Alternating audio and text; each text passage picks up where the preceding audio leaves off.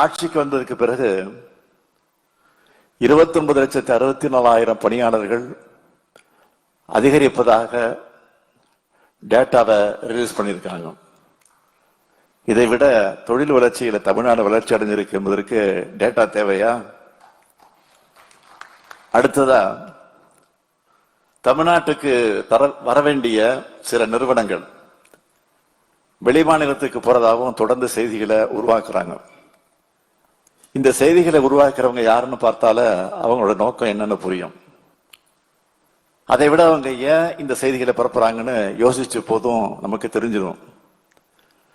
கடந்த 4.5 ஆண்டுகள் நம்ம ஆட்சியில தமிழ்நாட்டுக்கு வந்த முதலீடுகளை பார்த்து அவங்களால தாங்கிக்க முடியல. ஏன் இப்ப வரவேற்புரை ஆற்றிய பேசின தம்பி அமைச்சர் TRV ராஜா சொன்னாரு, இந்த மேற்கு மண்டலத்துக்கு மட்டும் எவ்வளவு முதலீடு இருக்குன்னு புள்ளி விவரத்தோடு சொன்னார். இதெல்லாம் தான் அவங்களால தாங்கிக்க முடியல. நான் தெளிவா சொல்றேன், தொழில் முதலீடுகளை கொண்டு வர்றது என்பது சாதாரண விஷயம் இல்லை.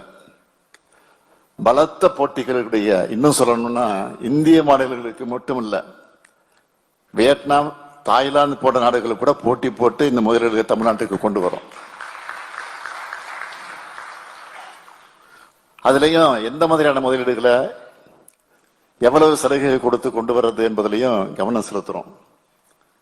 எத்தனை கோடி முதலீடுகளை என்பதை விட அது தமிழ்நாட்டுக்கு உகந்ததா, இங்க இருக்கிற இளைஞர்களுக்கு வேலை வாய்ப்பை உருவாக்க முடிகிறதா என சிந்திச்சு தான் கொண்டு வரோம்.